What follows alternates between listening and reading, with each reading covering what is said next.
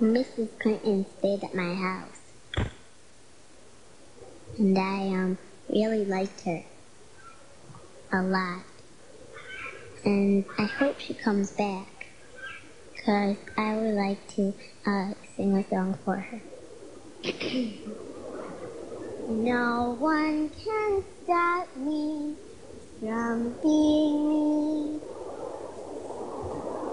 I can't be less than I seem.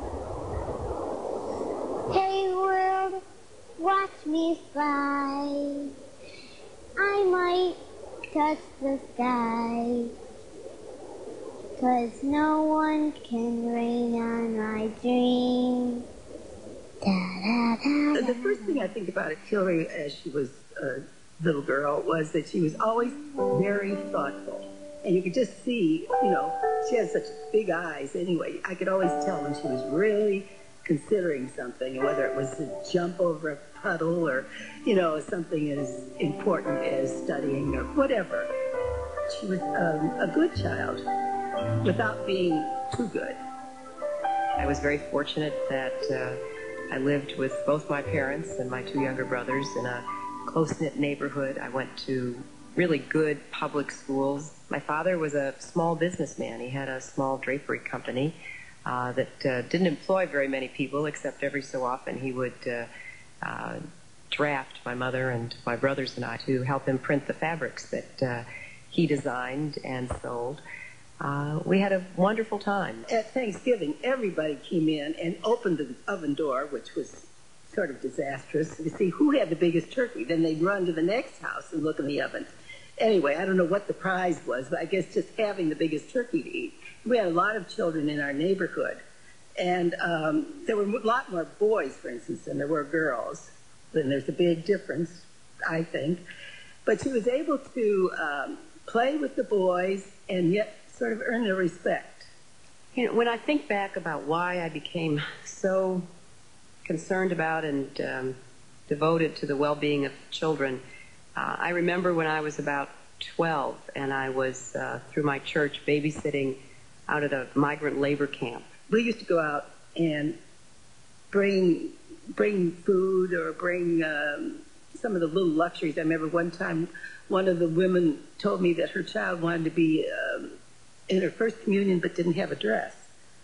So we made a point of getting a white dress that would fit the child. It just struck me so forcefully that, there were children just like me. They had moms and dads and brothers and sisters, and yet they had so much less than I had. And then probably on a personal note, the more I learned about my mother's life, the more convinced I became that, doing whatever I could to help any individual child have a more stable, loving, permanent family is something I wanted to be devoted to doing. I was a child of divorce in a time when that was not acceptable, actually. I think her mom was just 15 when she was born. Her father was probably 17. And they just were not able to take care of her or her younger sister. I lived with a lot of relatives because my parents simply dissolved. Finally, when she was 7 or 8, she was put on a train by herself, being in charge of her little sister, who at that time was about 3, and sent off to California to live with her father's parents. And the idea of putting 2 young children on a train by themselves has always been sort of a metaphor for me, an image I couldn't get out of my mind about, how lonely and how difficult it is for a lot of kids. Hillary was a star way before she got to the White House. A lot of people don't know that at age 22, she was actually in Life magazine because at her college commencement, she threw away the entire prepared speech, gave an impromptu speech, and got a 7-minute standing ovation. Well, I first met Hillary after she had called me up. She was working in a program dealing with children at Yale. She was a law student, but at that point she had a deep commitment to children. She used to say that the way the courts were structured, if there was a commercial dispute about a carload of perishable fruit, they would practically convene court on a Saturday.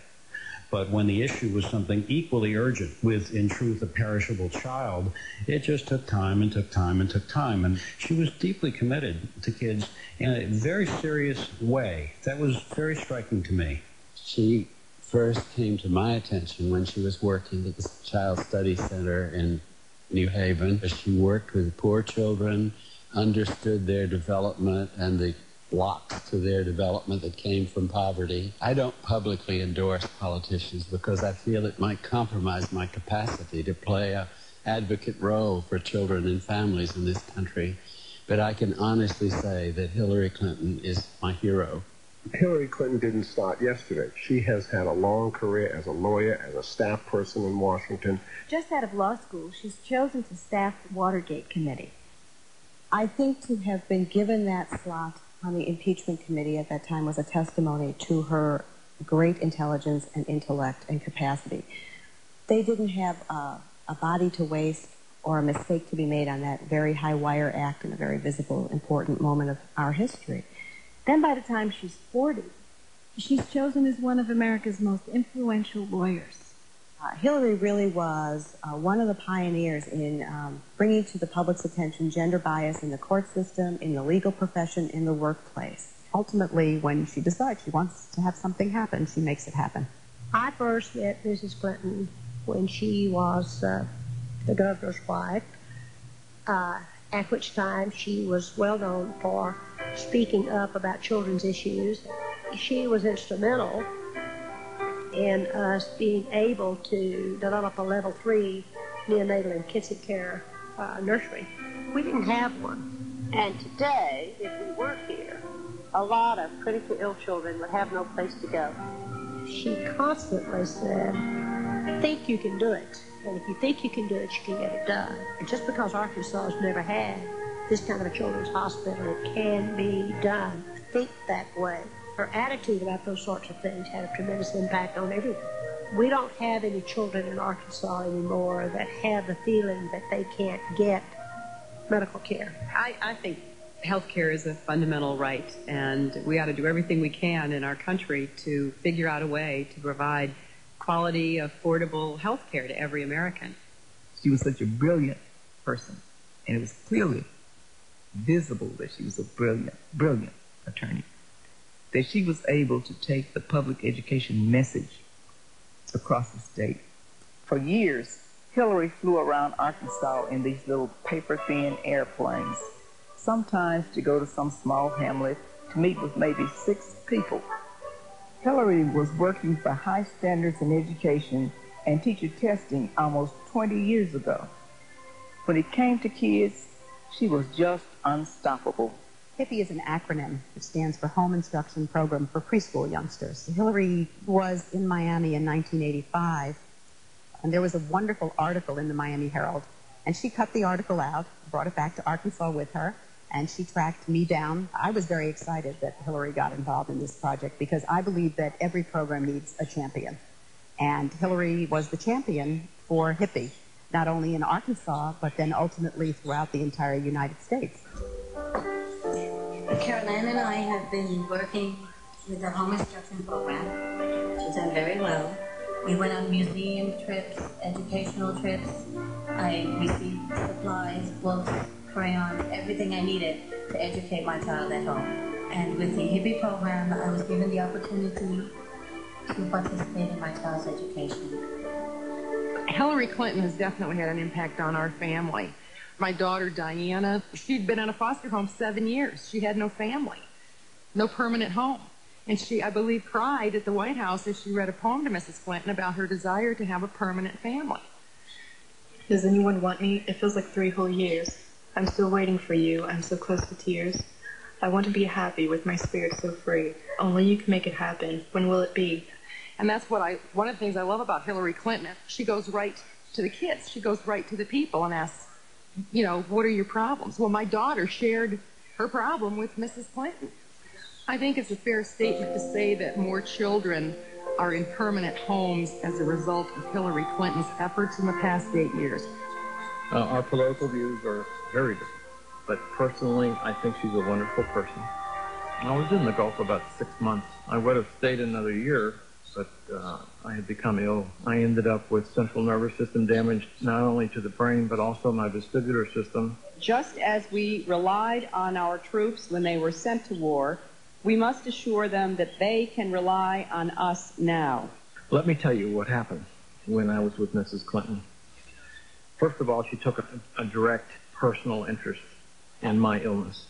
It was very difficult to get the military to take me serious. In fact, I had a doctor at Walter Reed Army Medical Center that accused me of bleeding myself to fake my anemia.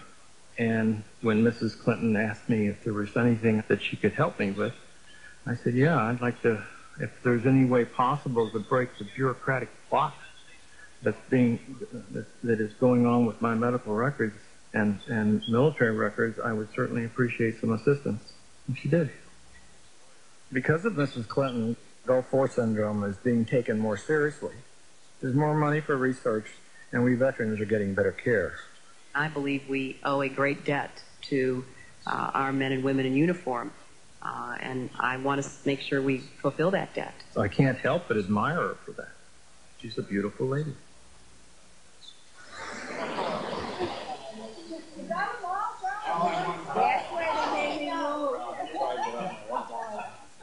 You felt like you knew her, and she just put you at ease, like meeting an old friend. And if we disagreed, I think she would be honest enough to tell me. I think she has some fresh ideas. Talk about some really good issues, and this is what she's bringing to the table. She's just a beautiful woman. So this was maybe a lady in her late 70s, go up to her, she says, you're still tiny. And gorgeous blue eyes. She's already done her legwork. She's gone from one end of the state to the other end of the state. She'll be a great asset to the state of New York. She's a great listener. Good friend. If you come out and meet her, then you're going to have to vote for her.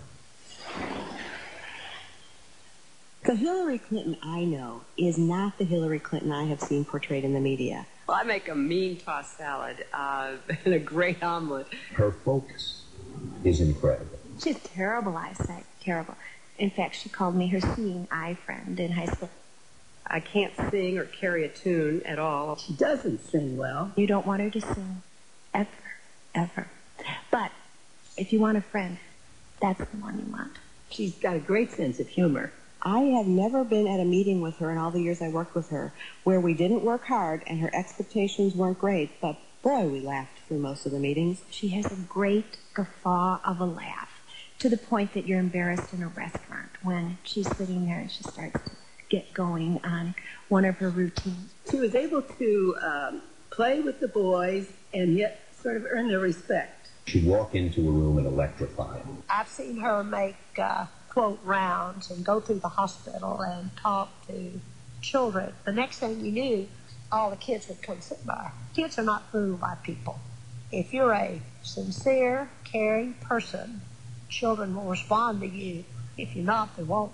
The people who worked with her feel, I think, a lot of respect and affection for her, and she unleashes people's energies. And when you're in the Senate, you need to be able to bring people together and kind of lift them up, and she's very, very good at that. What she represents to people not only in the Bronx, but in Manhattan, and I suspect throughout the state of New York, is hope.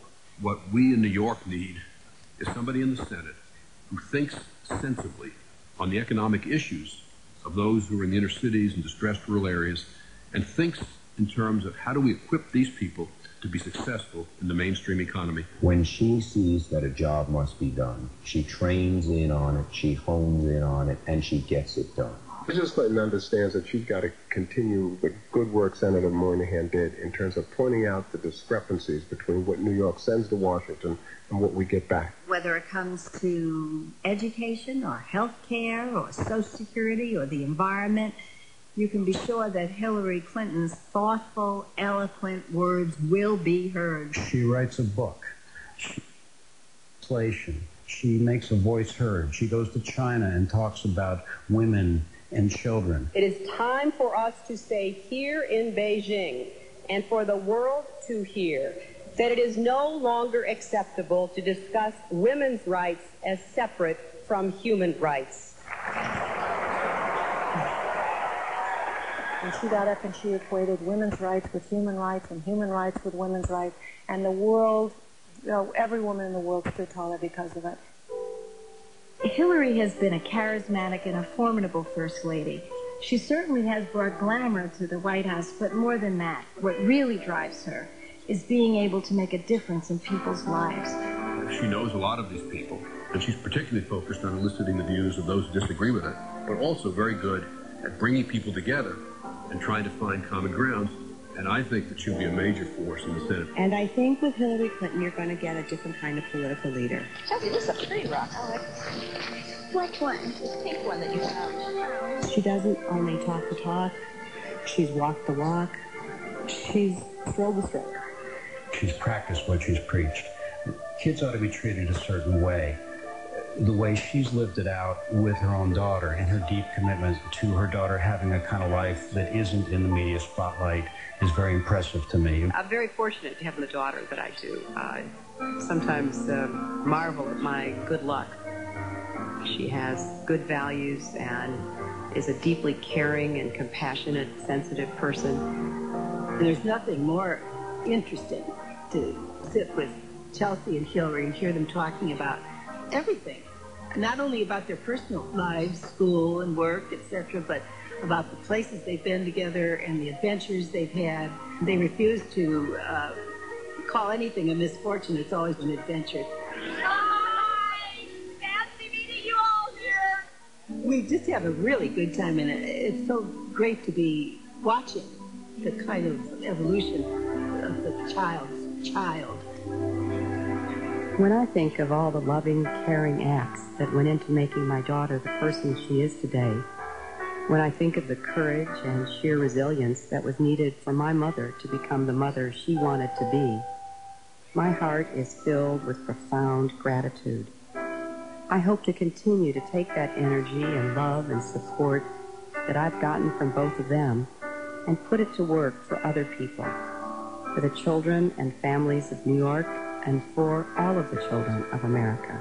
The task is a daunting one, but not impossible, for I still believe in the dreams I had and the words I spoke on that commencement stage almost 30 years ago. As students, we debated passionately what responsibility each individual has for the larger society. The most eloquent explanation I have found of what I believe now and what I argued then is from Václav Havel. Only by looking outward, by caring for things that, in terms of pure survival, you needn't bother with at all, and by throwing yourself over and over again into the tumult of the world with the intention of making your voice count. Only thus will you really become a person.